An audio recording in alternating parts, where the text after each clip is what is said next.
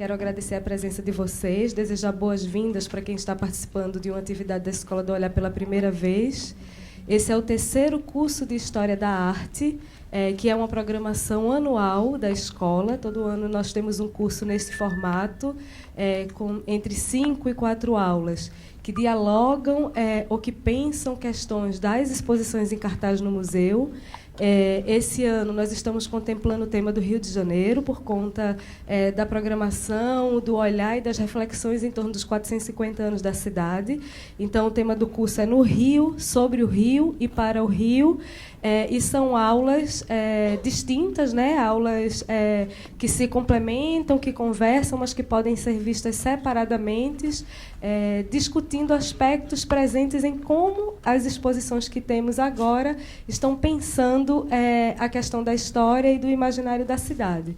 Então, nós temos a satisfação de abrir o curso desse ano com a presença de Marcelo Campos, que é professor adjunto do Departamento de Teoria e História da Arte da UERJ e é colaborador do MAR. Está agora, né, abriu essa semana, está ainda assentando as energias da exposição Tarsila e Mulheres Modernas no Rio, que vocês todos receberam convite, ingresso para visitar depois da aula, quem tiver interesse, e também já trabalhou conosco como curador da exposição Guinhar e o Oriente. Então, o Marcelo vai falar hoje com muita propriedade do assunto, tanto por sua experiência com História da Arte, como pela imersão que ele fez na temática, agora a partir desse recorte do lugar e da atuação das mulheres na história da cidade. Então, eu deixo vocês com o Marcelo, desejo revê-los nas outras programações e nas outras aulas, e fico aqui à disposição, caso vocês desejem, no fim, tirar alguma dúvida, saber de algum encaminhamento. Obrigada e boa aula para vocês. Obrigada, Marcelo. Bom dia. Eu também agradeço muito a Gleice, Janaína e toda a equipe da Escola do Olhar pelo convite. Foi um desafio produzir essa fala de hoje, essa aula de hoje, por conta também da exposição, né? A exposição, ela modifica para mim alguns pontos que a gente vai abordar, e quando a gente for abordar, nós vamos parar um pouquinho e conversar sobre esses pontos que vocês vão poder ver na exposição, porque a gente tem, nesse sentido, um duplo compromisso. Por um lado, a gente tem um compromisso de pensar a presença do Brasil no modernismo, um modernismo internacional, como é que a gente dialoga, né, com o modernismo europeu, por exemplo, como a gente constrói uma relação com esse modernismo e a arte brasileira, né, de que modo a gente olha o modernismo internacional, e isso, eu diria, não acontece só no Brasil, acontece na América Latina. A gente tem discussões muito particulares na América Latina sobre isso. E, por outro lado, essa noção que nomeia o curso, que é a noção de modernidade. A modernidade, a gente tem pelo menos duas relações, né? Quando a gente estuda história, a gente percebe que você pode chamar de modernidade, né, as relações, por exemplo, o tempo moderno, a relação que vem desde o Renascimento. Então, é a construção de um projeto iluminista, de um projeto erudito, né, na esperança de que a formação, o estudo, o ensino, a escola, as enciclopédias, isso configuraria um conjunto de ações para formar um novo homem, né, para formar o homem erudito, né? Mas isso a gente percebe também, e isso é muito próprio, e talvez a minha aula de hoje trate bastante, com bastante empenho disso, as contradições da modernidade. Dentre elas, a contradição que é você querer um ensino erudito e esse ensino não abarcar a todos, né? E a modernidade vai ter essa polêmica, esse problema, que é um problema social. Por outro lado, essa modernidade, ela também vai, então, pela história, né, a partir do Renascimento, mas nós vamos retomar o conceito e a ideia na arte moderna, entendendo que a arte moderna é, como um período histórico, compreendida pelos 50 primeiros anos do século XX, né? Em torno dos 50 primeiros anos do século XX. Dentro dessa concepção, é o que a gente vai ver hoje, nós temos relações distintas, sociais. Relações sociais que têm a ver com a ideia da metrópole. Então, essa modernidade do final do século XIX até 1950 é uma modernidade, vamos colocar como uma metáfora, né, que se espanta com as cidades. Há um espanto de você construir cidades no meio da natureza. Esse espanto, para nós, é muito importante. O Rio de Janeiro é uma cidade, né, que arrancou a ideia de natureza para se instaurar. E até hoje a gente usufrui disso, né, da beleza, mas também tem as mazelas, né? É um espaço tomado da natureza com todos os problemas, né? Por exemplo, a ocupação das encostas, etc., que a gente vai ver um pouquinho. Por outro lado, essa modernidade também, para o Brasil, ela tem uma presença muito traumática para nós, que é a presença da escravidão. Então, quando a gente começou a produzir a Tarsila e Mulheres Modernas, a gente percebia que essa condição de um modernismo, de uma mulher que ficava reclusa à casa, era uma condição também de classe e etnicidade, né? Porque a escravidão já tomava conta das ruas. E olha a curiosidade, os teóricos da modernidade vão dizer: a rua é o lugar da modernidade. E quem está na rua no Brasil são os escravos. Então, essa condição faz uma espécie de sedução. Nós precisamos, então, estar na rua também, porque queremos ser modernos, né? Mas, ao mesmo tempo, nós temos uma condição social que já ocupa a rua de outros modos. E essa condição social vai se tornar um pouco tema do modernismo brasileiro, o povo. Alguns autores vão dizer: o principal conceito do modernismo foi o conceito de povo, a coletividade, a vontade de representar o outro, o carnaval, o samba, a natureza tropical das ruas, as feiras, os pescadores. Eu poderia aqui fazer um elenco de personagens que se tornaram personagens dos artistas que a gente vai discutir. E aí nós temos essa entrada na modernidade com todas as contradições possíveis, né? Como é que eu lido com a rua, a possibilidade de estar na rua, que era a condição primordial, e como é que eu lido com as minorias, com os marginalizados, os bestializados, que é um conceito do Zé Murilo de Carvalho, né? Os bestializados da Belle Époque, porque a gente fala de Belle Époque, de Avenida Rio Branco, Teatro Municipal, Confeitaria Colombo, a gente fala dessa rua glamourizada e parisiense.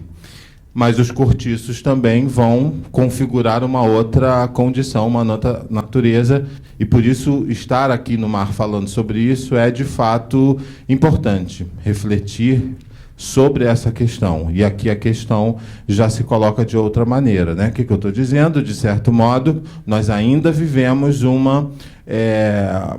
temos que parar para pensar de que modo nós vamos agir nessas duas relações quando tratamos de Rio de Janeiro. A implantação da cidade, das ruas, da cidade, da abertura de túneis, das avenidas, como aconteceu com a Avenida Rio Branco, a Avenida Central, e, ao mesmo tempo, a ocupação irregular que essa rua teve, porque nós viemos de uma sociedade escravocrata.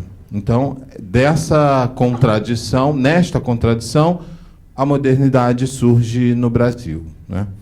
Dentro dessas discussões, eu coloquei aqui coisas para a gente refletir, né? No primeiro ponto, eu diria, os antecedentes do modernismo no Brasil, eles, no século XIX, eles enfrentavam pelo menos duas categorias de pesquisa, né? A paisagem tropical, que é muito retratada pelos artistas viajantes, Debré, Rugendas e outros. Os personagens literários, muitos ligados, por exemplo, ao indigenismo, né? A ideia da Iracema, por exemplo, do Zé de Alencar, o personagem literário que vai para as pinturas, a gente vai ver. A glorificação do Império, por outro lado, as pinturas históricas e as alegorias heróicas. Toné, o Nicolas Antônio Toné, retratando, né, pintando o Morro de Santo Antônio, que é o lugar onde hoje fica o convento, né, de Santo Antônio, ali no Largo da Carioca.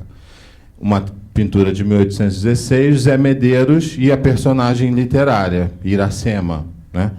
Dentro dessa compreensão, a gente vai perceber, então nós temos já cores, vou usar também metaforicamente, locais para observar o fenômeno da natureza. A natureza, esse é o momento da pintura de paisagem na Europa, e nós vamos fazer a pintura de paisagem misturando já a pintura de paisagem com os temas nacionais, que vai ser a grande pesquisa do modernismo brasileiro. Achar o tema nacional, uma grande preocupação da Tarsila do Amaral, um grande empenho da Tarsila do Amaral e de todos os que participaram daquele período. Por outro lado, Pedro Américo e a glorificação do Império. Repara a contradição já aqui, né? Já na própria indumentária dos personagens, você vai ver a contradição se dando. E a gente vai ter que resolver isso, né? Ser moderno ao mesmo tempo, a gente vai ter uma terceira contradição, eu vou repetir muito essa palavra hoje, contradição, era ter uma autonomia formal, eu precisava fazer arte pela arte, pintura por pintura. O Cézanne dizia, eu não pinto maçãs, eu pinto pintura. Então, não importa o que eu estou representando, porque, para mim, o importante é a dedicação à pintura, e a pintura ela é autônoma de qualquer outra relação. Precisávamos enfrentar isso no momento em que a gente queria pintar o ser nacional, a Iracema. Mas a gente vai dizer, não, aquilo ali não pode ser Iracema, tem que ser pintura. Entendem a polêmica, né? Tem que ter qualidade pictórica. Os críticos de arte, como Gonzaga Duque e outros, eles vão dizer, cadê a qualidade histórica da pintura de paisagem no Brasil? Onde é que ela está? Né? Porque a gente precisava chegar a uma qualidade pictórica. O Debré, por exemplo, que está também na nossa exposição, ele não vai ser considerado um bom pintor, um pintor neoclássico, como o Davi, né, na Europa.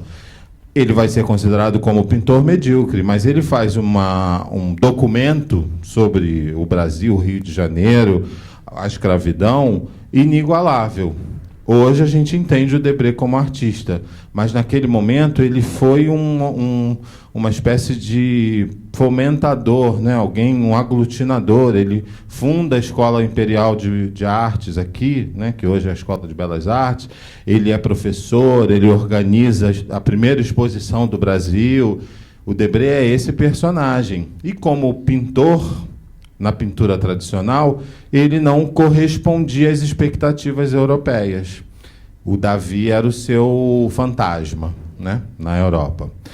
O fantasma que eu quero dizer como algo de qualidade que ele não conseguiria chegar. Ser moderno, então, era buscar autonomia formal, ter um interesse primitivista, a gente vai ver, Picasso, a Demoiselle d'Avignon, a Máscara Africana, ao mesmo tempo, fazer crítica aos cânones da arte acadêmica.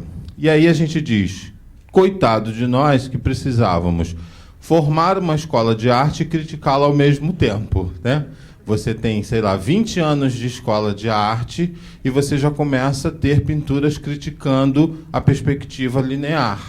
O núcleo Bernadelli, um núcleo importante formado paralelo à Escola de Belas Artes, em 1931, é o núcleo que vai se formar dizendo, nós queremos criticar a arte acadêmica. Mas a escola era recém-inaugurada, sei lá, tinha 50 anos. Aí você fala, mas como é que eu faço isso? Como é que eu organizo isso? Faço uma escola de arte e, ao mesmo tempo, critico, né? é o nosso destino, a gente diria hoje, né? O nosso destino, a nossa condição, o nosso traço nessa construção do projeto moderno por isso que eu estou usando a todo instante a palavra contradição. Eu vou formar o cânone e eu vou criticá-lo. Eu vou fazer uma escola de arte e eu vou fazer uma pintura criticando a luz e sombra, a perspectiva linear. O Canclini vai dizer: o projeto moderno, ele é um projeto emancipador. O artista quer ser uma voz própria, né? Ele é um projeto, ao mesmo tempo, expansionista. Eu quero dialogar com o povo, a rua, uma escala ampliada. Além disso, eu quero fazer a nova forma. Ele é um projeto renovador. Não há outro Mondrian antes do Mondrian, né? E, por último, ele é um projeto que pensa a democracia, que tenta juntar todos, que tenta ter uma linguagem mais acessível. A modernidade tem todos esses compromissos, né? Devolveram-se espaços nos quais o saber e a criação possam ter autonomia. Desenvolveram-se espaços como o ateliê do artista. Então, o artista agora ele não está a serviço do rei, ele não está fazendo o retrato de Dom Pedro mais, né? Ele está fazendo a sua própria construção, ele é o Mondrian. Ele, ao mesmo tempo, enfrenta um ambiente ideal, que é o cubo branco, as galerias de arte. Ele agora não está mais, de novo, né, fazendo a pintura para ficar em cima da cama do rei. Não é mais esse lugar. Ele agora enfrenta o cubo branco, uma invenção modernista. E, ao mesmo tempo, ele enfrenta também, o Canclini vai ser muito importante nessa teoria, a ideia de um público ampliado. Então, ele precisa ser hospitaleiro, ele precisa receber o turista, receber o professor, receber o público, que é um pouco a nossa tarefa estando num museu, né? Há um desencontro entre a estética moderna e a dinâmica socioeconômica do desenvolvimento artístico. A gente acabou de ver o Brasil tendo o Mondrian, em 1922, fazendo pintura geométrica abstrata, e nós vamos fazer a pintura sobre a brasilidade. Então, há um descompasso entre estética e projeto de sociedade, né? Enquanto os teóricos e historiadores exaltam a autonomia da arte, as práticas do mercado e da comunicação massiva, incluindo às vezes os museus, fomentam a dependência dos bens artísticos de processos extraestéticos, ou seja, o cubo branco é para poucos, não é para tantos, né? Você vai ter todos os mecanismos de distinção do artista, a assinatura desse artista, né? Por exemplo, a Bauhaus vai querer fazer cadeiras desenhadas por artistas e dar acesso ampliado a essas cadeiras, e nós não vamos entender desse modo. A gente vai individualizar, a gente vai encarecer. Entendem o que eu estou dizendo, né? O capitalismo chega num projeto que poderia ser um projeto social, o bicho da Lygia Clark, que era para todo mundo mexer, e a gente não pode mexer, porque há regras que são de outra natureza, que não são do museu propriamente, são, muitas vezes, da própria coleção, do próprio colecionador. Essa é a contradição. É uma contradição que não está só no bicho, está em várias coisas, porque há um projeto que é democratizador. Eu quero ocupar as ruas, eu quero chegar a muitas pessoas, mas, ao mesmo tempo, eu tenho um lugar de culto a esse artista, a esse sujeito que se destacou, e hoje a gente corre atrás para... aqui é um momento disso, né? A gente corre atrás para tirar esse intervalo, ou seja, quebrar essa barreira entre um público selecionado, né, eruditizado, né? Você vai ter uma relação sempre conflituosa, mas é uma contradição do projeto moderno.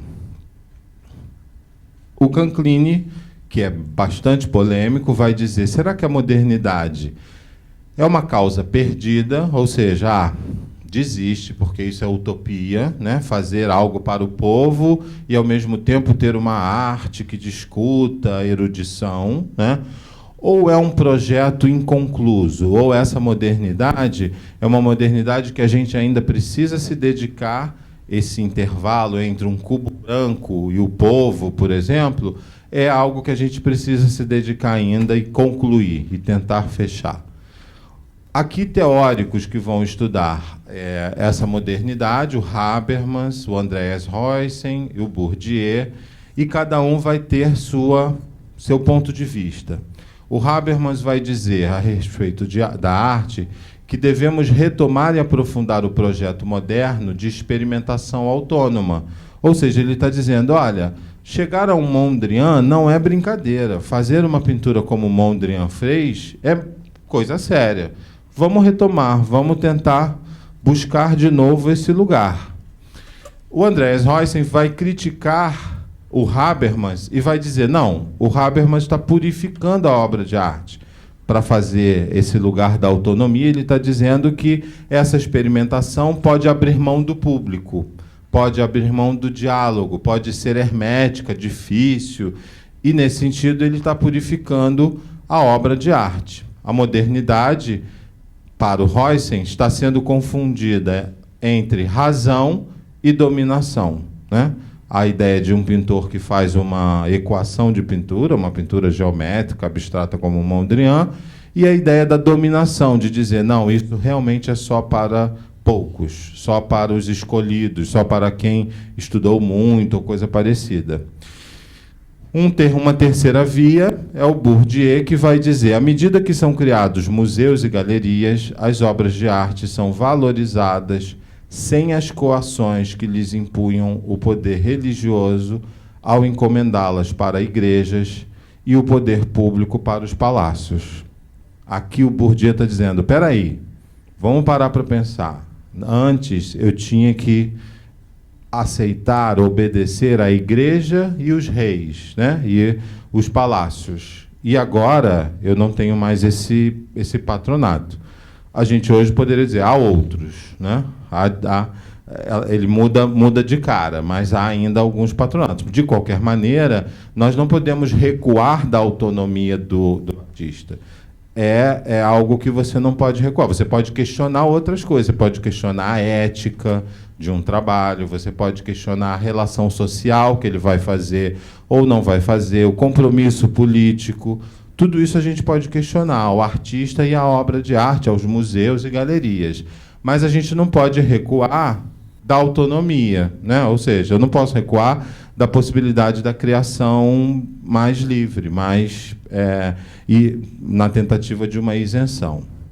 Visões da identidade nacional, o assunto, né? Agora chegamos ao assunto dessa modernidade brasileira, né? O Debré, a gente falou dos artistas viajantes, a ideia da rua e do Rio de Janeiro aqui, né? Rugendas e o Lundu, o advento das cidades. Como eu disse a vocês, a modernidade ela só se faz por causa da cidade. Essa cidade ela é o encontro entre saberes, a gente viu no Debré, né? A rua de um modo, a casa de outro, né? Mas aquilo é a cidade, porque não tem o lugar que o rural mora e o lugar... Não, no urbano você mistura as duas coisas, né? A relação de modernização da indústria e, por volta disso, em volta disso, paralelo a isso, a ideia da comunicação. Seria uma terceira via desse projeto, né? A ideia das revistas, da cultura de massa. Foi muito curioso que, preparando essa aula, eu percebi o quanto a exposição da Tarsila, que a gente fez essa semana, ela dá, num certo sentido, ela dá pistas para a gente entender isso aqui, né? Uma relação que vai ter com a indústria, por exemplo, quando você chega às esculturas de alumínio, da Lígia Clark, da Zélia Salgado, da Mary Vieira. Ao mesmo tempo, as revistas na lateralidade da exposição, mostrando a sociedade, o consumo, o veículo de comunicação. Esses são sintomas da modernidade, né?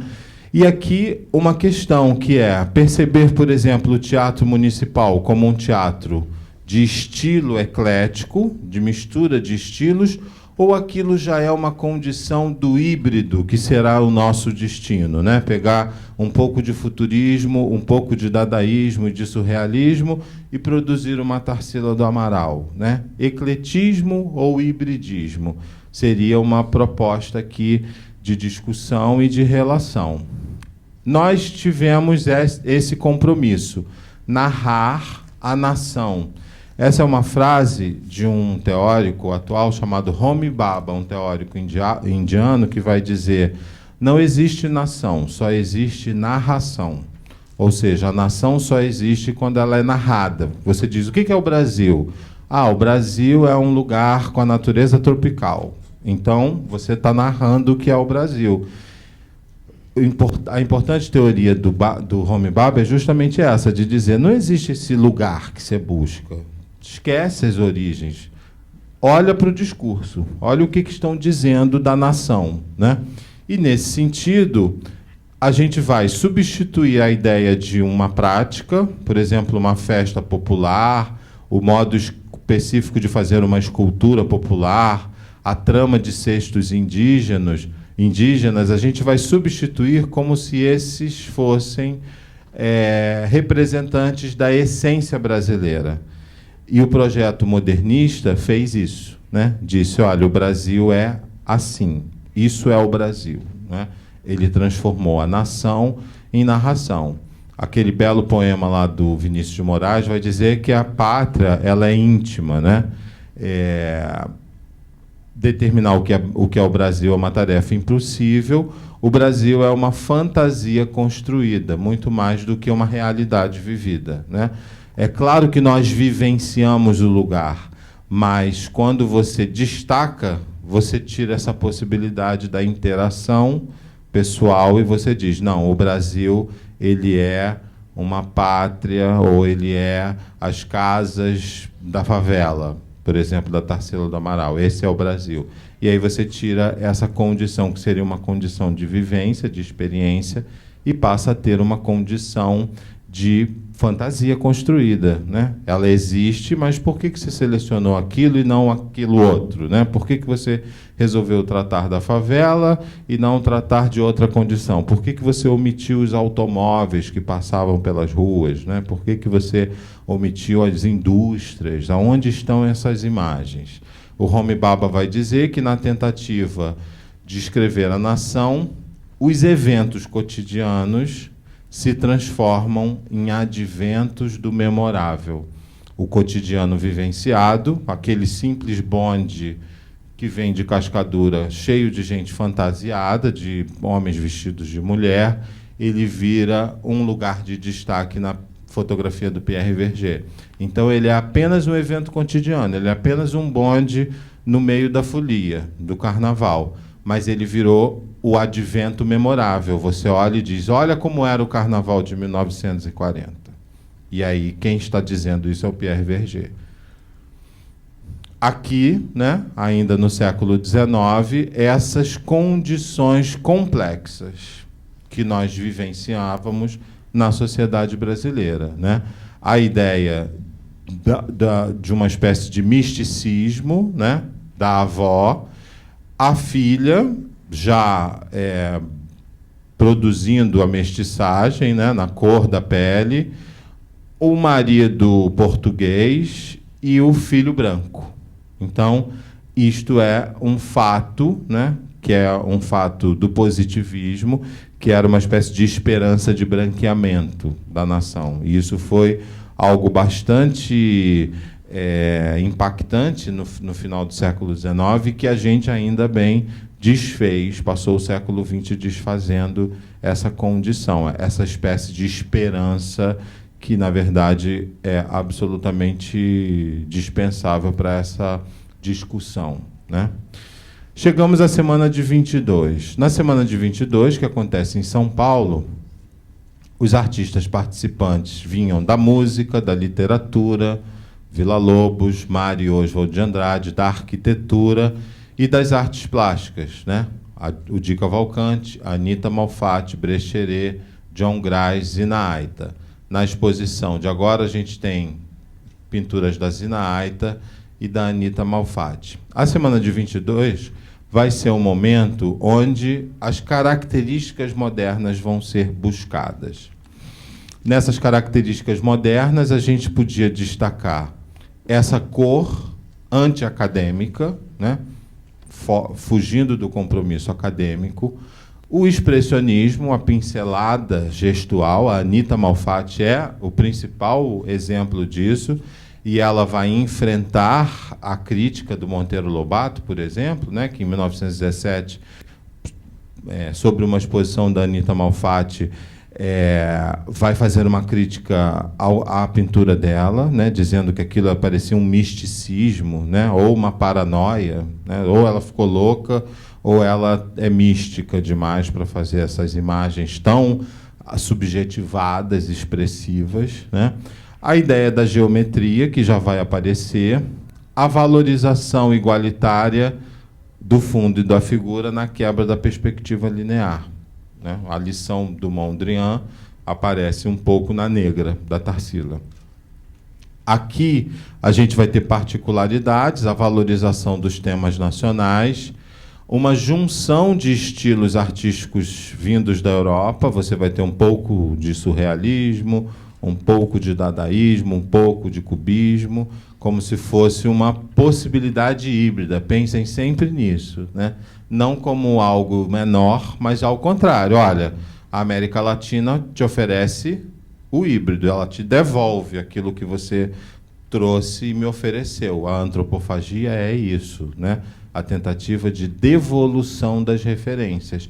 E aí a gente pode dizer para o mundo: nós somos mestres em devolver a diferença, devolver as referências. Eu mastigo e devolvo, né? E isso é um modo próprio que a América Latina vai ter como condição conceitual. Hoje a gente chama assim, e não ficamos melancólicos em dizer não passamos pelo Cézanne. A gente vai dizer não tem problema algum, a gente passa de outro modo, né? E o nosso interesse é outro.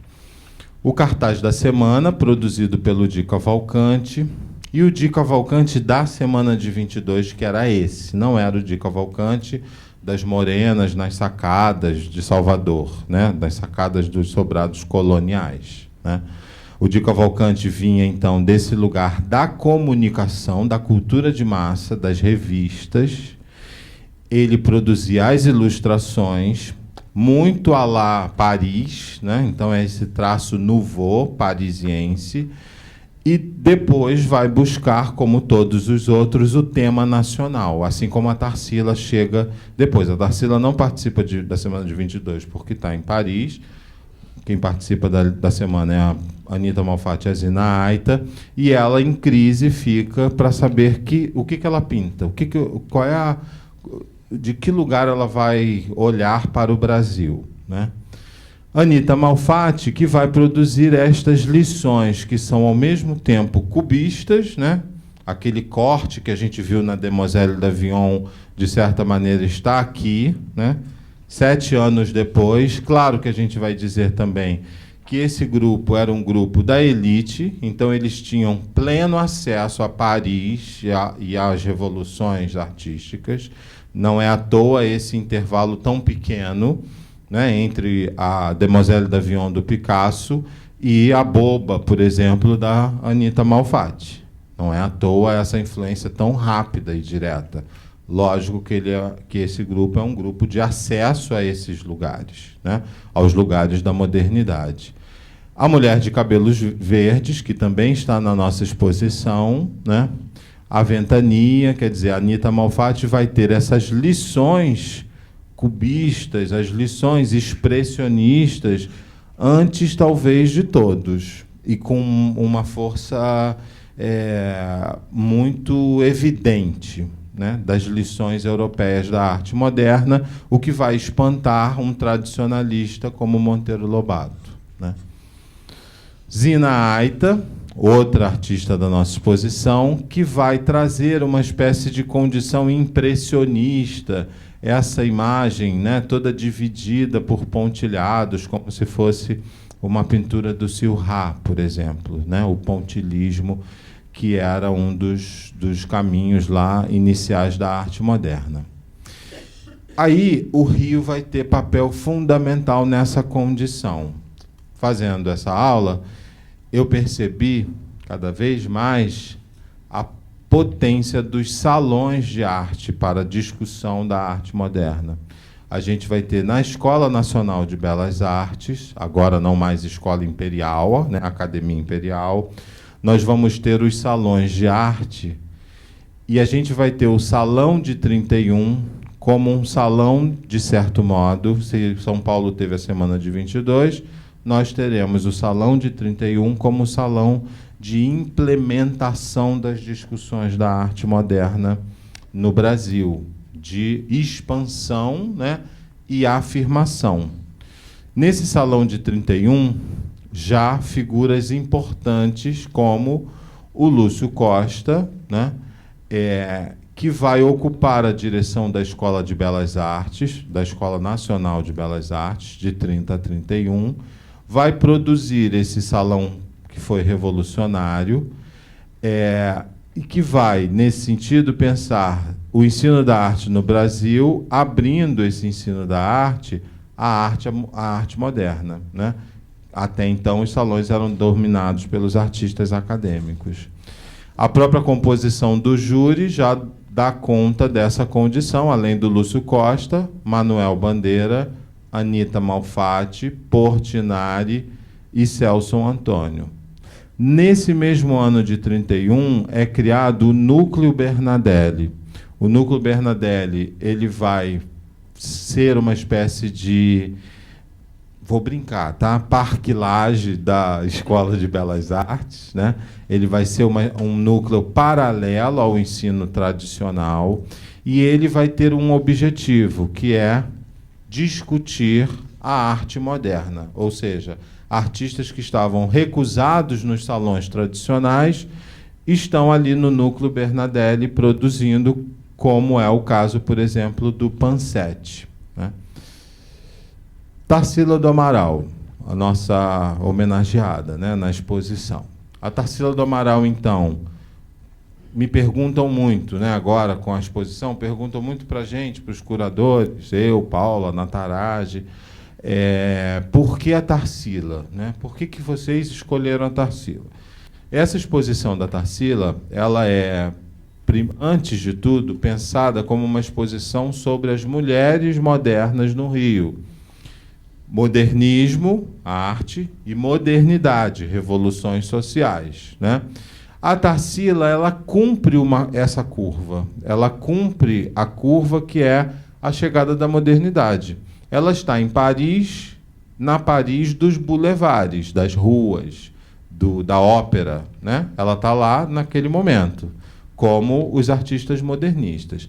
Ao mesmo tempo, ela olhava o mundo popular, ela olhava tradições que não eram as tradições da elite. Ela olhava como elite, ela olhava a ideia de povo, o que poderia gerar muitas discussões aqui. Representa, nesse sentido, o mundo rural paulista. Interessa-se por imagens primitivistas, como a gente viu no Picasso, né? E, ao mesmo tempo, aquelas que vêm do inconsciente, como o sonho e outras imagens que a gente vai observar na Tarsila. Ela vai ter dois momentos distintos, e isso a gente marca na exposição. O momento da antropofagia, que é o momento onde ela vai buscar uma forma estranha, né, uma forma surrealista, que mistura os elementos, criando metamorfoses nos corpos, né? E o momento da poesia pau-brasil, que é o momento onde, porque no Manifesto da Poesia pau-brasil, Oswald diz: vamos olhar os ocres e os verdes da favela. E ela cumpre essa tarefa. Ela vai lá e vai buscar a cor local, né? Ela diz sim, o Oswald era marido dela, né? Então ela diz sim a essa condição, né? Ao mesmo tempo, a base cubista, então ela estava inscrita no projeto modernista internacional e arquétipos culturais e artísticos que ela buscava no Brasil, como a negra, por exemplo, né? Viagem a várias cidades mineiras, isso acontece com todos eles, né? Passa a Semana Santa em Minas, em 1924, e ela vai declarar: encontrei em Minas as cores que adorava em criança. Ensinaram-me depois que eram feias e caipiras. Quer dizer, ela estava ali buscando um elemento que era marginalizado pelo ensino acadêmico, né? Pelo uso de cor e forma. Seguiu o gosto apurado. Ela, como elite, né? Ela vai lá e segue esse gosto mais apurado. Depois, vinguei-me da opressão, passando essas cores para as minhas telas. Azul puríssimo, rosa violáceo, amarelo vivo, verde cantante, tudo em gradações mais ou menos fortes, conforme a mistura de branco. Pintura limpa, sobretudo, sem medo de cânones convencionais. A Tarsila, ela vai... Está muito evidenciado aqui, né? Essa luz forte, essa cor que é quase pura, né? E ela diz que ela busca essa paleta, então, observando a realidade nacional, né? A tal famosa cor local. Ao mesmo tempo, a mulher da elite, que veste Poiret, né? Que veste estilistas franceses, né? Hoje a gente rediscute esse papel, né? A gente hoje discute, por exemplo, o artista que vai falar da sua própria condição, né? Seria uma Tarsila falando da contradição dela ser mulher de sociedade e, ao mesmo tempo, buscar as relações com o povo, né? A Tarsila, então, vai ter esses assuntos, ter esse interesse pelos assuntos. E é curioso a gente perceber isso aqui, que é claramente uma divisão kandinskiana da pintura. Para mim, isso aqui é... ela olha para o Kandinsky quando ela faz essa pintura, ainda que o Kandinsky tenha lá a plenitude da abstração, né? As condições da geometria, que aparecem já no modernismo, essa é uma tese da Aracy Amaral, que diz: não é em 1950 que o Brasil se torna geométrico. A geometria já aparecia nas construções da arte moderna. Os lugares, né? A Estrada de Ferro, o Morro da Favela, essa é a Tarsila que a gente chama de pau-brasil, né? A negra é a Tarsila antropofágica, né? Você já tem ali algo que é a metamorfose, a lição surrealista, e aqui a vontade de olhar para a cor e a paisagem nacional. Na Querela do Brasil, o Carlos Zílio, né, que é o livro do Zílio, a tese do Zílio, ele vai se empenhar em apontar o quanto esses artistas, como a Tarsila, o Di Cavalcanti, o Portinari, dialogavam tanto com as reformulações estilísticas estrangeiras, quanto com a busca por uma expressão nacionalista. O vínculo da memória, por exemplo, do sonho, e aí a gente diria do inconsciente, é assumido por Tarsila no Abaporu, onde ela diz: eu comecei a me lembrar que, quando éramos pequenos, na fazenda de São Bernardo, as pretas empregadas da casa chamavam as crianças e começavam a contar histórias. Uma destas se referia a uma assombração que dizia: eu caio, e caía um braço, uma perna. Quando ela vai fazer, então, o Abaporu, ela faz relações com esse lugar. Também dá uma tese inteira, só essa afirmação e a pintura, né? Porque, de fato, é ela olhando como elite uma relação que é uma mistura. A gente tem isso num totem da exposição chamado Maternagem, onde a gente mostra as negras, as amas de leite, se misturando na casa grande, criando os filhos, mas, ao mesmo tempo, você fala: era melhor contratar uma enfermeira, né? Assim, não é desta condição que a gente está tratando. E a Tarsila, de certo modo, de novo, né? Ela incorpora a modernidade na própria contradição da figura dela nas relações de classe, né? Essa é uma questão. Esse artista moderno, ele vai querer esse lugar. O artista moderno muitas vezes vai querer ser um mediador simbólico. O que é isso? Ele vai querer ser um mensageiro entre mundos. Até um filme sobre o Pierre Verger tem esse título, né? Mensageiro entre dois mundos, né? O artista moderno, ele vai pedir esse lugar, ele vai querer ir à África e te dizer como é a África. Ele vai querer ir à Semana Santa em Ouro Preto e te dizer como é a Semana Santa em Ouro Preto. Entendeu o que eu estou dizendo? Ele vai tomar essa tarefa de ser a porta-voz, de ser um mediador entre a cultura popular e a cultura erudita, né? O Gilberto Velho, nosso grande antropólogo, ele vai afirmar que esses indivíduos, especialmente, ocupam o meio metropolitano e estão potencialmente expostos a experiências muito diferenciadas. Aí a gente entendeu tudo que estava ligado àquele Debré. O indivíduo metropolitano, ele está na cidade, a moça não sai da casa e os escravos estão na rua. Ele vivencia uma experiência muito complexa, muito diferenciada. E isso só pode acontecer no meio metropolitano, que é o meio que junta todo mundo. Entendem o que eu estou dizendo? Isso não poderia acontecer somente no rural, o rural tratando do rural.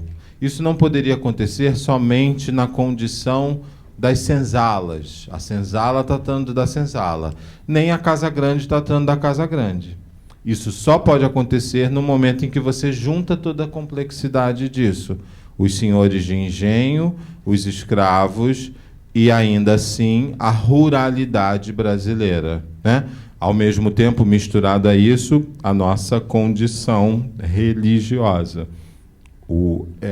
Recentemente, o Moreira Salles fez um convênio com a Biblioteca Nacional e inaugurou um portal, né? E a foto que encabeça o portal é uma foto de uma missa, onde a princesa Isabel, uma missa para comemorar a abolição. E aí você vê a complexidade da imagem, porque é essa rua com todo mundo, né? Eu fiquei pensando, isso aqui talvez seja a inauguração desse lugar da religiosidade popular, que é diferente. Não é mais uma religiosidade somente do branco e nem somente do negro, né? É uma condição onde a rua mistura todo mundo. É dessa complexidade que o Gilberto Velho está tratando quando ele fala da mediação, desses mundos que se encontram, né? Vou passar rápido aqui e para vocês perceberem o quanto o Rio de Janeiro é esse lugar aglutinador destas discussões. Portinari fixa residência, né, em 1918, está no Rio em 36 executando um mural do monumento rodoviário. De 36 a 38 é professor da pintura mural e de cavalete no Instituto de Artes. No Rio de Janeiro é convidado pelo Gustavo Capanema para pintar os afrescos para o novo Ministério da Educação e Cultura, que era chamado de Ministério da Educação e Saúde. A busca pela identidade nacional, que a gente já cansou de ver. O Pansetti, participante do Núcleo Bernardelli, então é no Rio que ele está na hora da condição da modernidade, quer dizer, ele é um aluno do Núcleo Bernardelli, produzindo uma pintura que, ao mesmo tempo, é uma pintura de paisagem e é uma pintura geométrica quase abstrata, né? A gente vê aqui essa condição do Pansetti. O Guild está, 1918 é o ano, né, de todo mundo no Rio. Em 1919, vivendo no Rio, inicia o trabalho como ilustrador de revista. Muitos desses artistas farão esse trabalho, ilustrar as revistas. Era o emprego que eles poderiam ter antes, né, da fama e de conseguir viver do seu próprio trabalho. Uma favela, uma gravura, né, uma estilo, onde o Guild representa uma favela carioca. Então, o Rio e a modernidade, né? Nesse sentido, essa pesquisa ainda deve ser feita, né? O Rio oferecia as condições contraditórias, aquilo que a gente falou no início da aula. É a junção dos dois elementos, a tentativa de ser Paris, e o lugar onde quem não estava selecionado, incluído para aquela rua, estava vivendo, né? Essa contradição é a imagem predileta para esses artistas. A gente não pode deixar de falar, já que a gente trata do Rio e da modernidade, da arquitetura moderna, né? A arquitetura moderna vai ter no Rio exemplos muito evidentes, né? Exemplos de destaque, onde a gente percebe não somente a tentativa de buscar as lições europeias, e aqui as lições europeias vêm do Frank Lloyd Wright, do Le Corbusier e da Bauhaus, aqui o Frank Lloyd Wright na América, né, não na Europa, mas construindo esses elementos, essa tentativa de diálogo entre natureza e civilização, o que para nós deveria ter sido até mais estudado. Estudamos pouco essa lição, né? Poderíamos ter observado um pouco mais. Ao mesmo tempo, o Le Corbusier, estamos num prédio assim, né? O Le Corbusier e essa condição dos pilotis, o vão livre, né? A ideia de que a construção não intercepta a paisagem, ela deixa a sensação do horizonte. E, além disso, a lição bauhausiana. Toda vez que eu olho para isso, eu acho que eu estou olhando para a reitoria da EBA, né? Lá da UFRJ, né? Como eu estudei lá, é um pouco uma imagem. E aí você vê essa condição. Um prédio que tem também a ver com esse prédio aqui. Um prédio que se comunica. A Bauhaus tem essa missão, né? A comunicação entre os pavilhões, como a gente tem nas universidades, tanto na UFRJ quanto na UERJ, quer dizer, prédios que tentam ter rampas e comunicações, né? Uma não hierarquia da forma, você não tem a porta de entrada, a porta principal, nem a secundária. Algo que é socialmente complexo, né? E importante como lição. Como o Canclini nos disse ali, esse projeto moderno tem essa beleza de fazer algo sem hierarquias. E aí vocês entendam hierarquia das maneiras mais complexas possíveis. Na hierarquia de classe, na hierarquia de etnicidades, em todas as outras de poder. O projeto moderno queria isso, né? Então, a nossa lição vinha desses lugares, dessas escolas, né? A arquitetura moderna no Brasil, então, tem na década de 20 um evento importante, que é a visita do Le Corbusier ao Brasil, quando ele retorna de Buenos Aires. Ele é recebido no Rio e em São Paulo. O Lúcio Costa, como aluno da Escola Nacional de Belas Artes, tinha ganho prêmios de arquitetura. Em 1930, o Rodrigo Melo Franco, que é quem fomenta o Instituto do Patrimônio Histórico, né, que se chamava ISFAM, antes de ser IFAM, convida o Lúcio Costa para dirigir a escola, e nós já falamos do que isso ocasiona, por exemplo, o Salão de 31, e é tudo no Rio de Janeiro. Quer dizer, todas essas... A gente poderia dizer, se São Paulo faz um pontapé ali na semana de 22, o Rio expande aquilo. O Rio coloca esses artistas, esses intelectuais, em cargos públicos, em cargos políticos. E eles vão ter a modernidade como formação, né? Claro que é algo a ser pesquisado, mas a gente poderia já antecipar essa reflexão. A ideia da modernidade no Rio é uma ideia formadora, né? Não é apenas uma ideia, uma estratégia de choque, como foi na semana de 22, chocar a sociedade. No Rio vai estar o Lúcio Costa na Escola Nacional de Belas Artes, produzindo o salão, produzindo o estímulo à arquitetura moderna, né?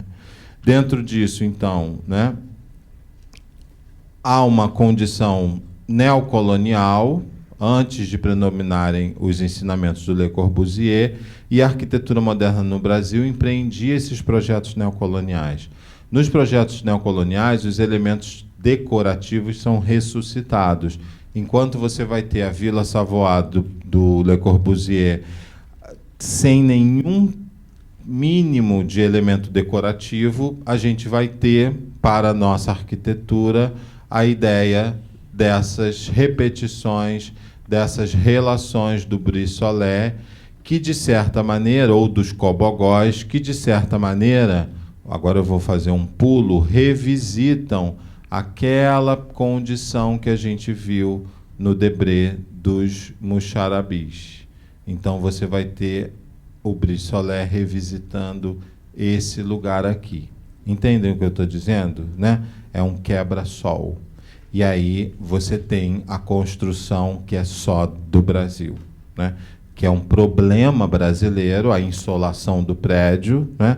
E, ao mesmo tempo, uma tentativa de resolvê-lo com uma lição modernista, que é a lição que Le Corbusier vai trazer para nós. É curioso porque, quando Le Corbusier analisa o projeto, ele vai dizer: façam mais relações brasileiras. Assim, ele não vai ir contra a ideia de trazer um elemento nacional. Ao contrário, ele vai dizer: coloquem mais elementos nacionais. O prédio, que a gente conhece, do MEC, né, como uma condição, né? O prédio do MEC, que vai ter já o Lúcio Costa fazendo o concurso para a produção do prédio, aí tem vários arquitetos, dentre eles o Niemeyer, não é somente um ou outro, né? O Brie-Soleil oferecendo essa condição, mas um prédio que é suspenso em pilotis, como a Vila Savoie, como a Bauhaus, e aí nós entramos com muito, vou usar um termo no sentido positivo, estilo na arquitetura moderna internacional, o que até hoje é destacado internacionalmente, né? Porque nós respondemos às lições modernistas, como fizemos na pintura, com condições particulares, com cores locais, né, entre aspas, com traços locais. É também dessa discussão dos anos 30, no Rio de Janeiro, a construção da Associação Brasileira de Imprensa, né, um prédio dos irmãos Roberto, Marcelo e Maurício Roberto, assim como o Aeroporto Santos Dumont, que é de 37, quer dizer, o Rio e a modernidade.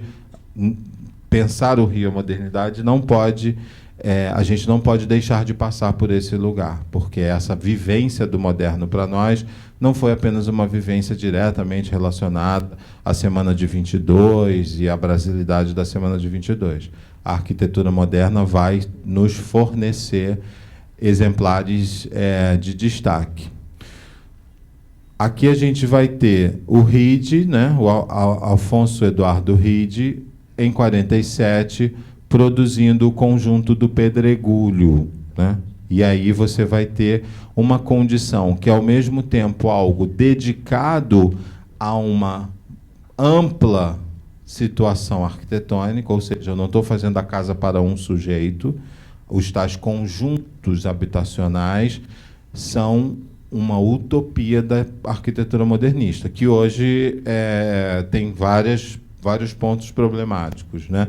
A tentativa que o modernismo tinha de acreditar que você assumiria uma forma igual, repetida para morar, é uma tentativa que não deu certo, porque quando você mora, você quer individualidade.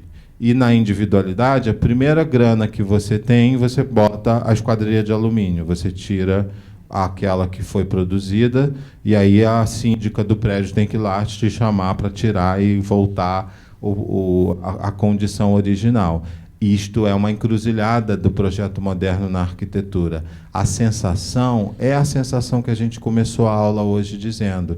É a sensação de que você vai ter um projeto democrático. Todos moraremos em iguais construções, né? Em construções produzidas e planejadas. Mas a individualidade, aí só Freud explica, né? A individualidade faz com que eu queira ter a minha janela de uma cor diferente do meu vizinho.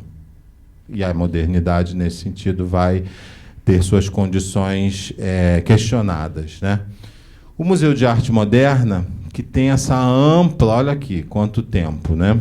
De 52 a 67, porque ele é inaugurado como bloco escola, né? Aqui a Escola do Olhar, que o museu, que é uma escola, esse era um projeto também do Museu de Arte Moderna, que tentou fazer primeiro a escola, formando artistas, já em torno do abstracionismo geométrico, como Ivan Serpa, que depois vai dar aula nos ateliês do museu também, Anabela Geiger. A nossa exposição, ela, de certa maneira, termina aqui, como leque, né? como curva cronológica. A gente termina a exposição um pouco com uma parte dedicada à construção do MAM, e a gente resgata a mulher do RID, né, que é a Carmen Portinho, que é responsável pela engenharia, pelas bases. É claro que a gente fez de propósito essa metáfora, né?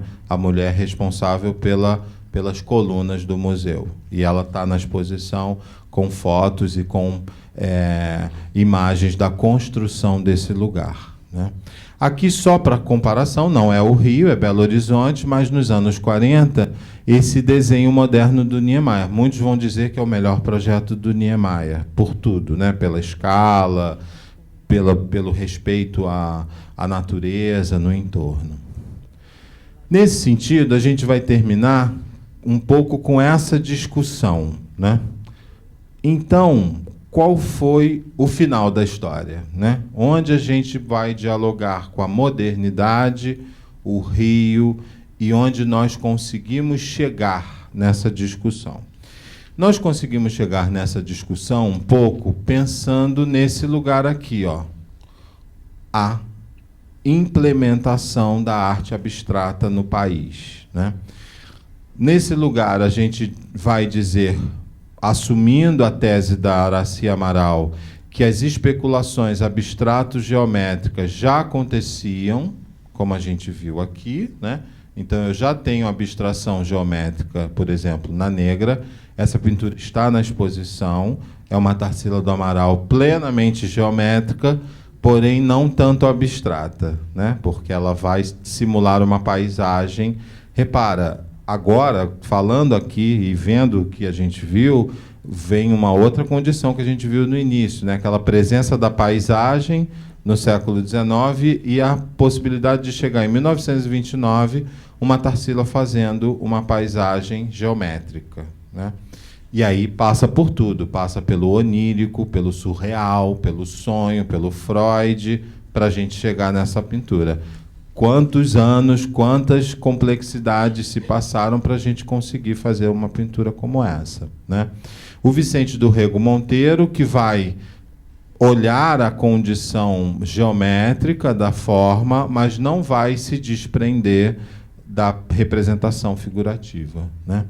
Aqui, a outra defesa da Aracy Amaral é que a abstração geométrica, por isso é importante a arquitetura, ela chega também no país pelos projetos ligados à arquitetura, pelos projetos de jardim. A gente tem o Aterro do Flamengo, a gente tem o Burle Marx fazendo as calçadas lá, aquela parte interna de Copacabana, todo aquele desenho abstrato geométrico. A Aracy Amaral defende isso, porque é comum, a gente que dá aula de História da Arte, é comum vocês ouvirem a abstração geométrica chega em 1951 por causa da primeira Bienal de São Paulo. Só a década de 50 traz o abstrato geométrico. Este friso decorativo é de 1930, este vitral é de 1926. Como é que pode chegar só em 51? Claro que aqui nós estamos falando em o que era chamado de arte aplicada, né? Mural, tapete, vitral, não era pintura propriamente dito. Os tapetes da Regina Gomide, o John Grais, olha aqui, ó, e pisos, a gente poderia ter aqui o Burle Marx e as calçadas de Copacabana, as internas, né? Porque a externa vem pautado pela Praça do Rocio de Portugal. Em 39, a gente vai ter um terceiro salão, repara, o Rio, a modernidade e os salões de arte, né? A gente poderia aqui dizer que, talvez, dentre todos os assuntos, 2 assuntos se destacaram na nossa conversa de hoje. A possibilidade da complexidade social, a rua no Rio de Janeiro, e os salões de arte do Rio de Janeiro, né? No Salão de 39, eles já destacavam fronteiras estéticas, né, como o abandono gradativo da percepção visual e um desenvolvimento de condições psicológicas, eles chamavam de mentalista, onde todos os movimentos pertencentes à Revolução Estética contêm um pouco do processo de desumanização da arte. Eles já estão em busca ou espantados com a possibilidade de você retirar a figura do quadro, de fazer uma pintura que não tenha figura, né? E, nesse sentido, a gente vai ter essa condição da desumanização da arte. Naqueles pilotis do MAN, né, naquele bloco escola do MAN, atuou um moço que morava no Meier, que é o Ivan Serpa, né? Ele vai ser fundamental para esse final daqui da nossa discussão, que é a abstração geométrica, né? Ele vai ser professor do Hélio Oiticica, professor da Lígia Pape, no entorno do Ivan Serpa, e é curioso ter um ateliê e não uma escola, quer dizer, ele não está dentro da Escola de Belas Artes, ele está ensinando no ateliê. No entorno do Ivan Serpa passaram os nomes que a gente vai dizer que formaram já um assunto que não está compreendido aqui, que é a arte contemporânea brasileira, né? O Ivan Serpa, então, vai participar e ser premiado na primeira Bienal de São Paulo, onde a gente tem como prêmio internacional este trabalho do Max Bill. Como eu disse a vocês verão depois, ou já viram, o final da nossa exposição aqui é uma escultura. Tem nesse final, não o final no desenho no desenho da sala, mas o final na condição cronológica, vocês verão esculturas de alumínio. E essa presença é importante também por causa da unidade tripartida do Max Bill, quando, em 1951, na primeira Bienal de São Paulo, ele vai ser premiado, né? O Ivan Serpa é o prêmio nacional dessa mesma Bienal. E é um artista que vai produzir abstração geométrica na pintura, né? E, nesse sentido, uma abstração plena e pura, não é mais nos tapetes, nem nos jardins, agora é no óleo sobre tela, né? Dentro dessa condição, também chegando ao fim na década de 50, as polêmicas em torno dessa chegada da geometria.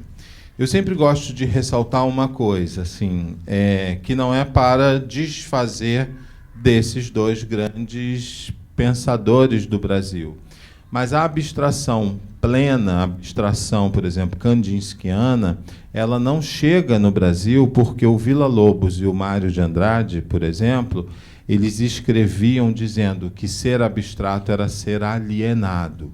Perto de pinturas que tratavam da sociedade, da cultura, né, das condições sociais, eles odiavam o Kandinsky. Eles vão fazer textos e textos contra o Kandinsky. Vocês podem buscar isso. Villa-Lobos e Mário de Andrade, que já estavam empenhados no projeto da brasilidade, diziam: não dá para chegar com pintura abstrata. E a gente demora a discutir isso. Só vai discutir isso nos anos 50, na pintura. Ainda que a gente tenha a forma abstrato-geométrica como experiência, como a gente viu nos jardins, nos tapetes, nos elementos quase que bauhausiano, na própria arquitetura.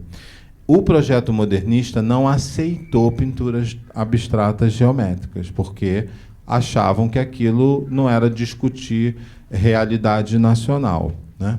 Dentro disso, nós temos os 2 grupos, né? O grupo de São Paulo, o Grupo Ruptura e o Grupo Frente, o Grupo do Rio de Janeiro, que são grupos ligados à tentativa de produzir a imagem, a obra abstrato geométrica.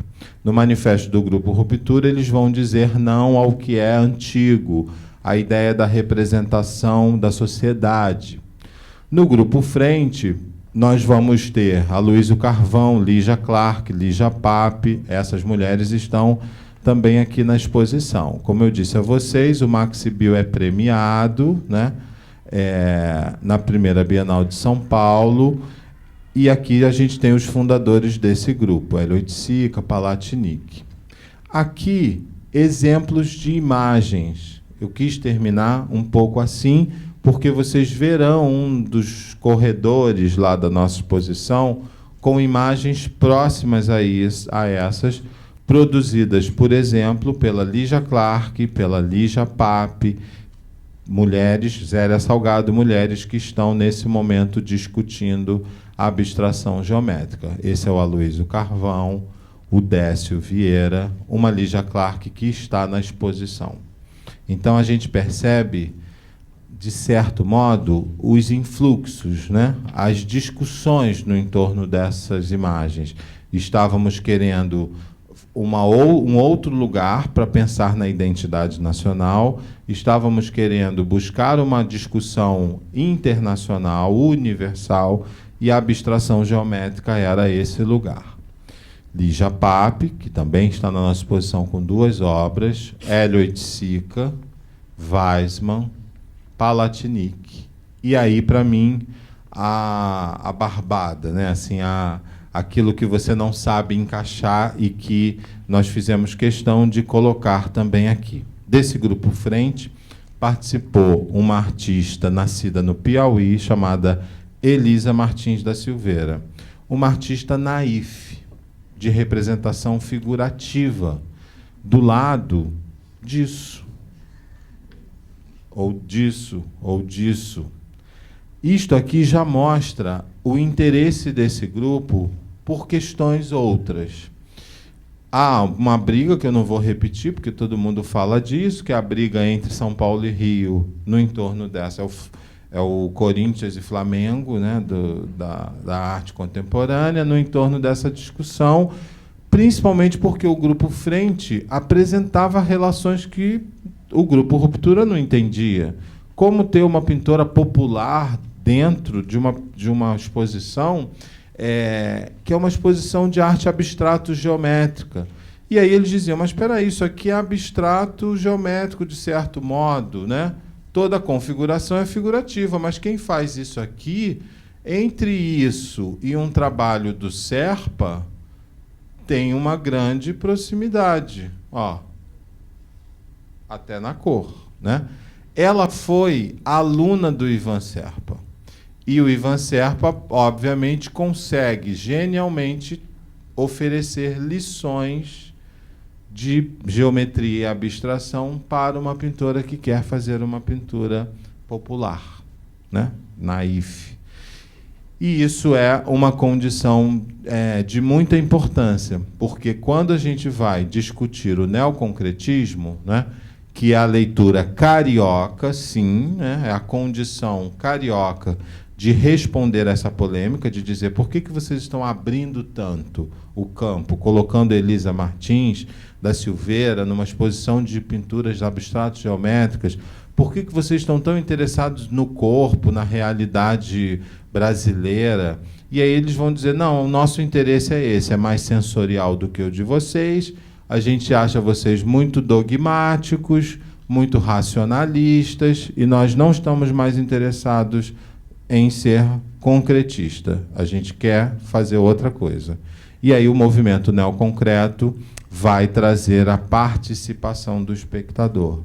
Como eu disse a vocês, é o último leque, é o último núcleo da nossa exposição Tarsila e Mulheres Modernas no Rio, que a gente termina um pouco a leitura da exposição com a Lígia Clark, a Lígia Pape, a construção do Museu de Arte Moderna no Rio, a Elisa Martins da Silveira, que está ali gerando uma polêmica. Vieira da Silva, artistas que passaram por aqui, mulheres que passaram por aqui e que construíram o que a gente vai entender hoje como o início da arte contemporânea. Então, de fato, é como se fosse o último capítulo da ideia da modernidade, ainda que a modernidade, como nos diz o Canclini, seja um projeto inconcluso, né?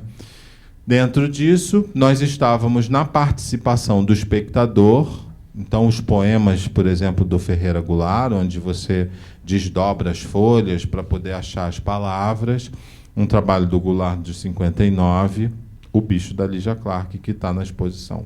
Então, a gente vai ter, não esse, né? Um dos bichos está na exposição. Então, a gente vai ter essa discussão que fomenta a ideia e a relação entre o Rio e a modernidade, o neoconcretismo, um movimento carioca que vai dizer sim a uma artista popular, como é a Elisa Martins, e vai dizer sim para o espectador participante, e, nesse sentido, um outro capítulo é aberto, que é o capítulo da arte contemporânea brasileira, né? A Lígia Plap, a gente tem o trabalho dela é muito próximo ao Livro do Tempo, e, como fim, né, a ideia, então, que nós vamos dizer de novo, né, nós vamos retornar, vou falar uma coisa que a gente tem que parar para pensar, ao Debré, né? Nós vamos retornar às discussões da sociedade, da cultura, da brasilidade, por exemplo, com o Hélio Oiticica, a geometria, a favela carioca, e é o Rio dentro desse leque que constitui a modernidade, né? Como última imagem, para mim, a imagem mais impactante e mais... como é que eu vou chamar isso? A imagem que mais nos oferece um compromisso, né? Se a modernidade é um projeto expansionista, democrático, a Lígia Plap vai fazer o Divisor, que é uma obra constituída por um tecido onde as pessoas precisam participar. Essa imagem, para mim, é emblemática porque são crianças de escola pública, né? Então, é um projeto que chega ao público da modernidade, ao público que a modernidade quis para ela, que é esse público ampliado. Ela não está dentro do museu, ela está fora do museu, ela não está constituindo uma obra para ser colocada num pedestal ou ser pendurada na parede, ela está produzindo a obra na coletividade, para a coletividade, né? Diretamente, sem mediação, porque aí você não precisa entender do que trata, né? Você pode agir, você só precisa aceitar, você só precisa, de certo modo, agir junto à obra, né? O Divisor da Lígia Plap, que é uma obra de 68, vai reunir essas condições, e até hoje é uma obra que, assim, muita gente tem pouco interesse em reconfigurá-la, porque, na verdade, ela ainda é antimuseológica, né? Ela ainda é difícil de você organizar, porque ali você tem que dedicar, sei lá, uma equipe só para fazer o Divisor, né? Porque ela não existe sem a participação. É claro que aí a cidade do Rio já apresentava um interesse para esses artistas ampliado no entorno da cultura popular, como no Carnaval, Morro da Mangueira. Eles já estão produzindo nos jardins do MAN, em vez de ser dentro do MAN, nos domingos da criação do Frederico Moraes.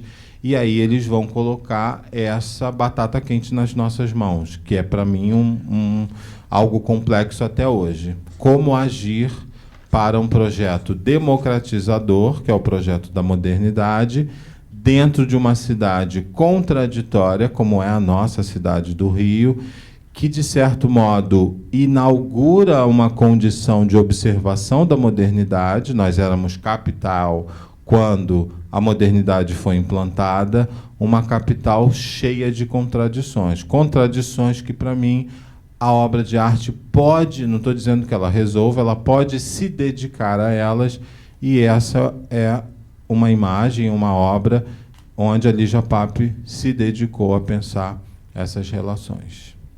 É isso, obrigado. A gente agora pode abrir para perguntas, Gleice. Fiquei reparando as datas ali do começo que você chamou de organização da modernidade dentro da arte brasileira, e é um pouco antecede um movimento modernista na política, né, no controle, na formação de nação do ponto de vista político. E aí eu queria que você um pouco discorresse sobre isso. De que maneira a arte ela está antecipando os movimentos que vão depois se nacionalizar dentro do aparato estatal e institucional, né?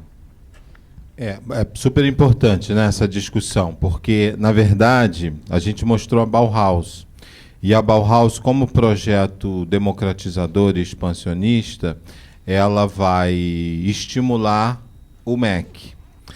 Ao mesmo tempo, essa década de 30, e aí eu vou focar um pouco nesse momento, é uma década que vai ver um governo populista, do Getúlio Vargas, e logo, paralelo a isso, a virada desse governo para uma condição ditatorial, a caça aos comunistas.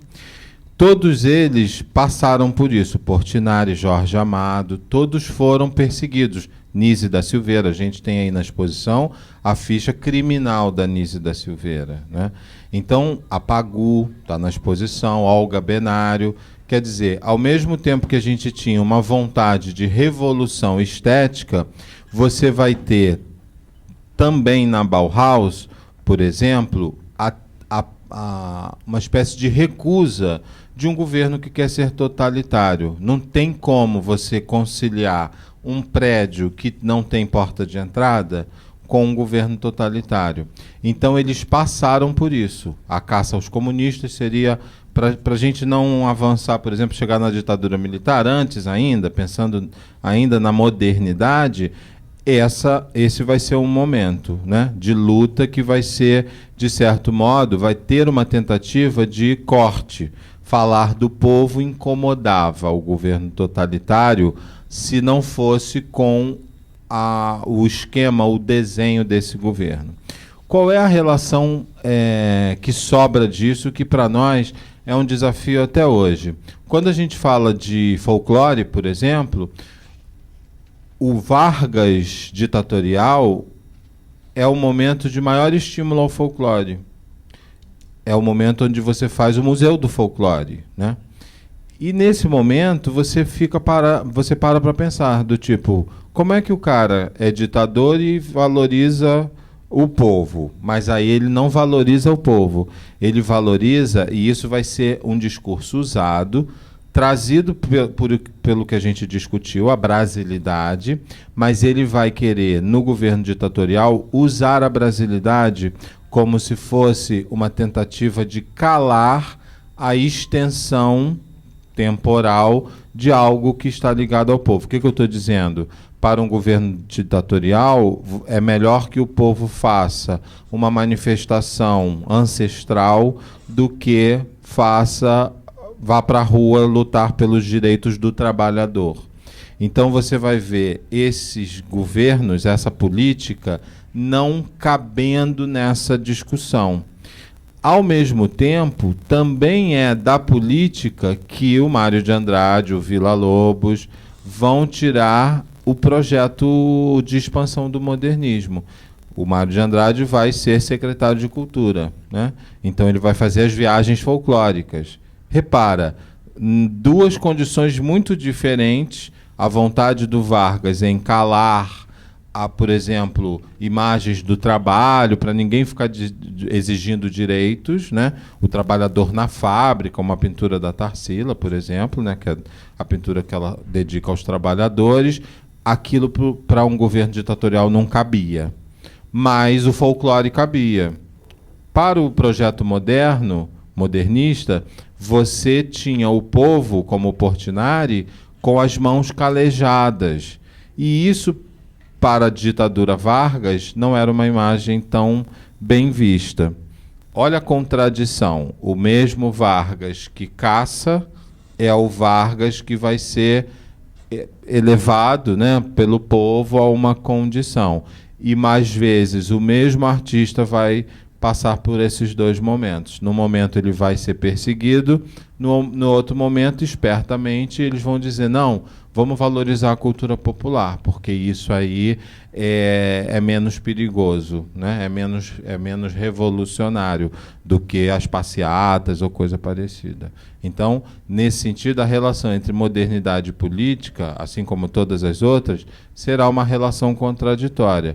O projeto moderno, se a gente pensar aqui na 1º de março, na Secretaria de Fazenda e tal, e pensar no MEC, no mesmo quarteirão a contradição se dá. O projeto 1º de março é uma arquitetura militar, que eu acho péssima, onde você tem uma escadinha que vai te levar a uma portinha, e até hoje você vai na Secretaria de Fazenda, continua assim, quer dizer, o prédio cumpriu o seu destino, você tem que anunciar, dizer quem você é, aí para poder entrar, que não era a condição do prédio modernista. A condição do prédio modernista, que é o MEC, é você invadir aquele vão e atravessar o prédio. Tudo bem, para ir a uma sala você tem que se anunciar, mas, em princípio, você pode ficar ali sentado naquele jardim, e até hoje acontece, almoçando, lanchando e coisa parecida, que é muito diferente de uma construção da Secretaria de Fazenda que coincidem no tempo.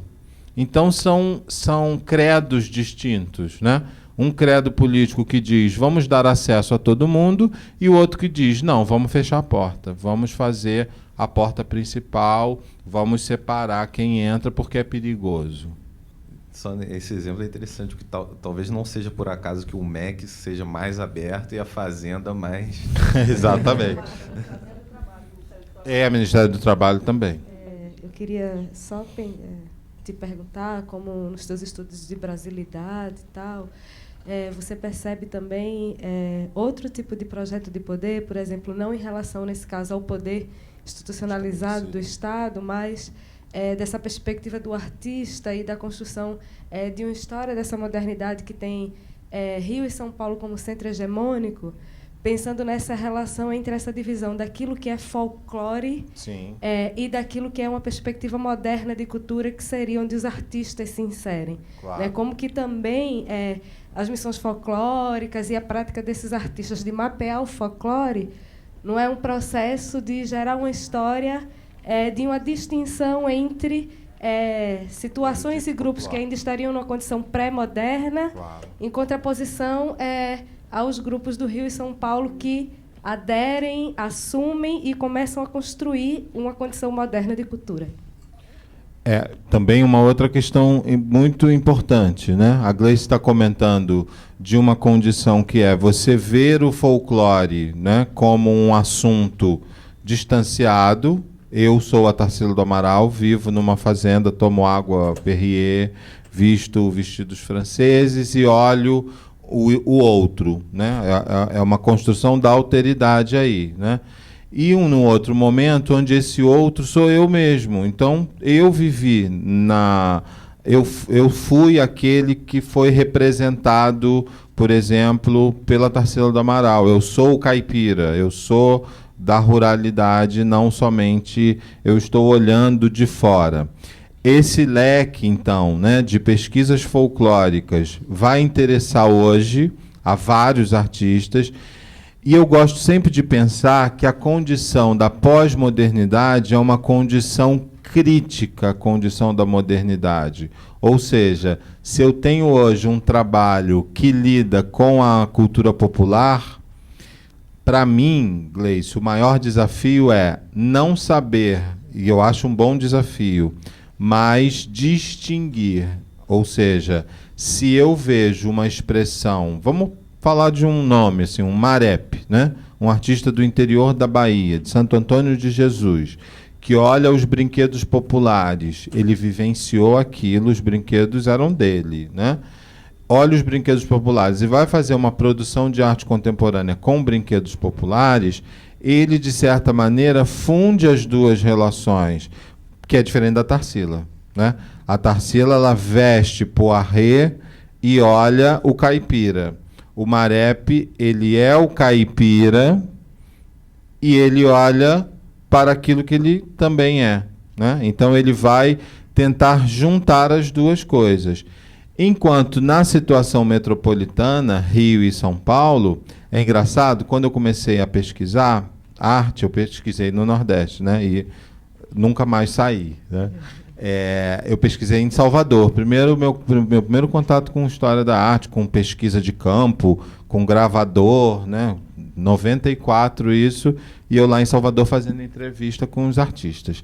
E eles diziam, contra a Semana de 22, que eu depois ouvi isso em Pernambuco, o Nordeste vai ter essa posição, que, na verdade, essa condição metropolitana, que o Canclini diz, é a condição de se formar a arte moderna, porque também é a condição de estranhar, né? É moderno porque você estranha o contexto, o outro, né? E por isso ela é formada na metrópole, Rio e São Paulo, por exemplo.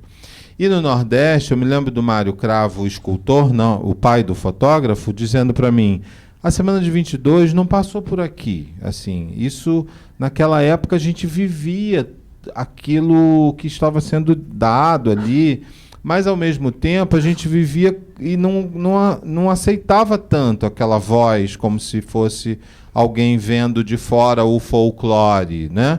Para a gente eram outras nomeações. A pesquisa de Gilberto Freire é uma pesquisa aprofundada nos termos que ele mesmo ouviu, viu, né? Viveu. O curioso é que aí eu acho que o Canclini tem razão. Para fazer isso, você precisa ter o choque. Então, eu diria, Rio e São Paulo, que são metrópole, né, naquele momento, talvez com maior industrialização, experiências da modernidade, isso foi fundamental acontecer na metrópole, porque a metrópole vivia isso como um choque, enquanto o Nordeste, por exemplo, vivia aquilo como uma condição familiar. A relação também, né, do Freud, o estranho e o familiar. O Nordeste vai vivenciar, e aí sim, na arte contemporânea, vai ser fundamental a resposta que o Nordeste vai fazer a isso, que é mostrar que essa brasilidade, ela não é uma natureza do outro, ela é uma natureza que passa pelo próprio artista.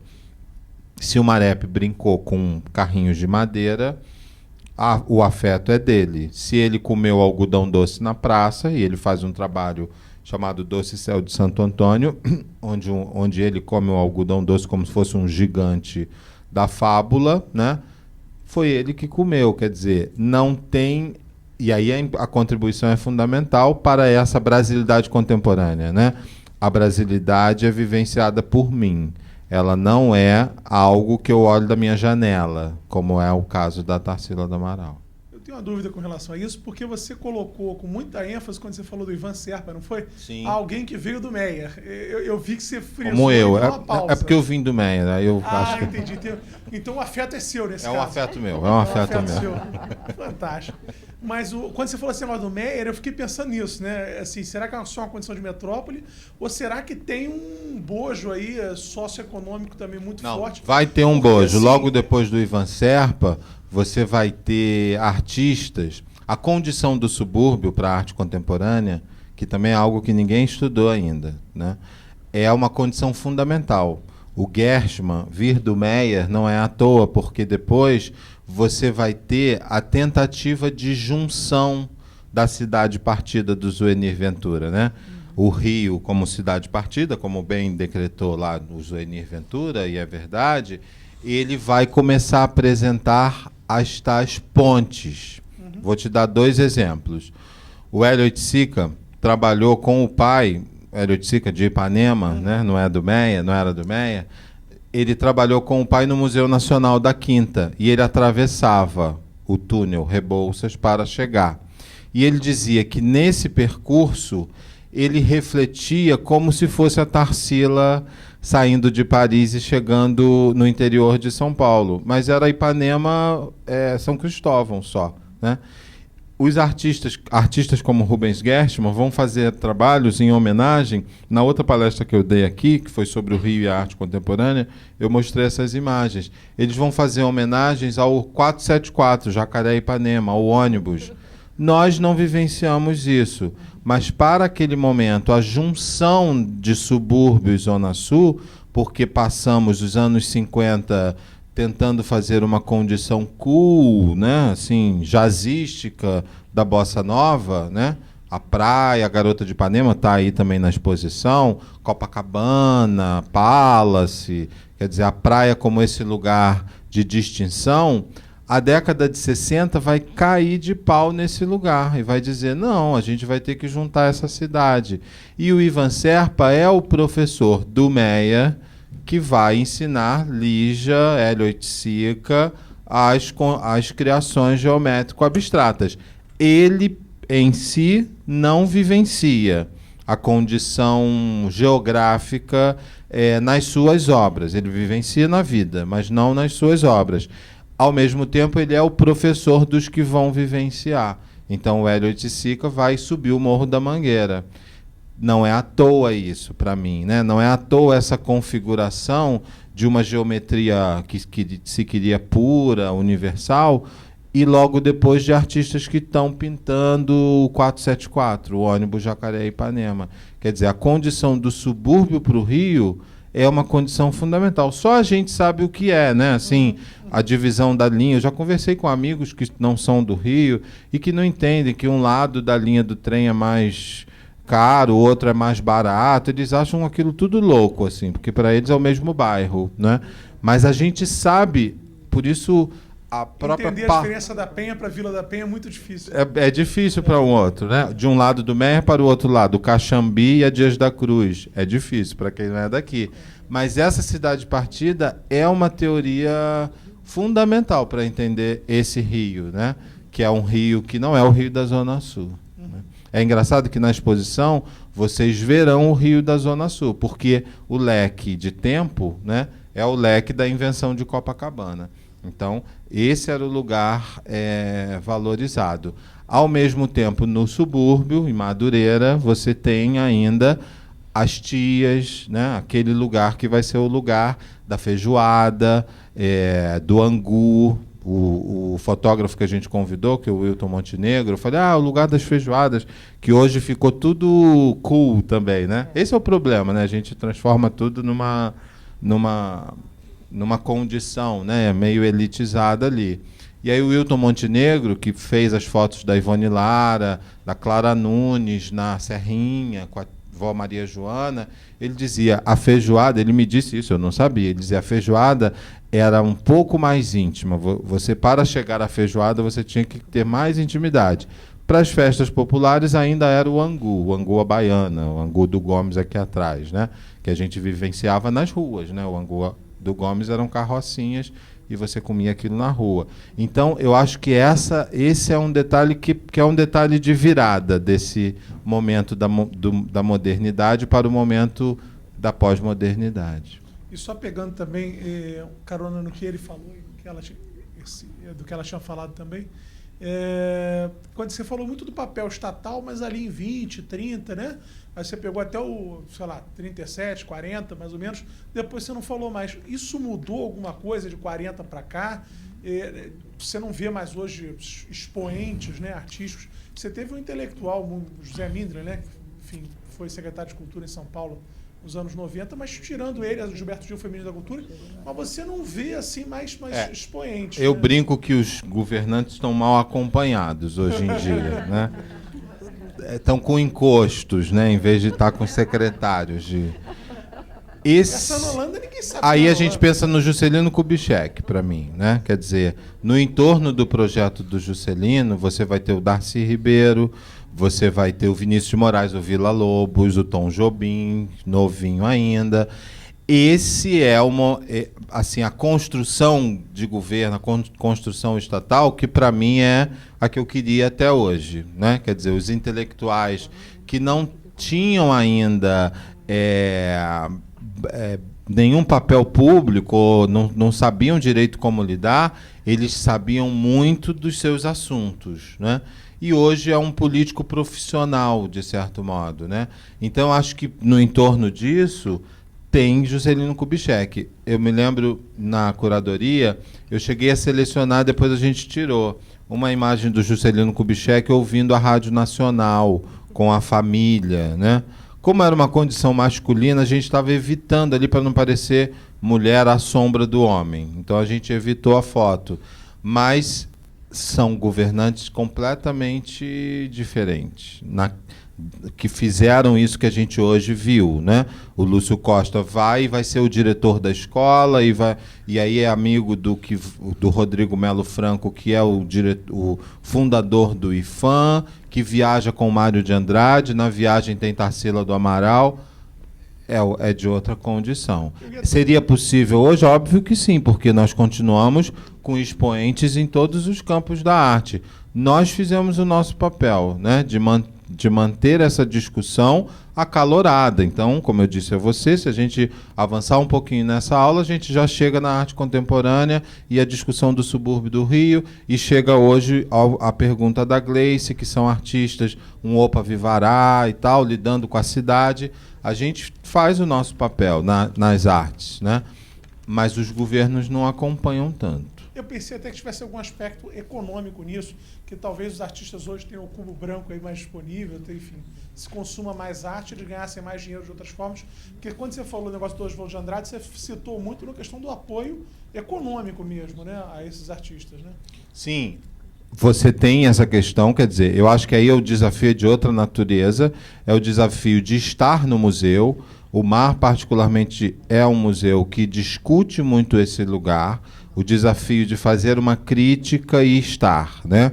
Fazer a crítica ao governo, a crítica ao museu e estar dentro do museu. Esse é um desafio hoje, né?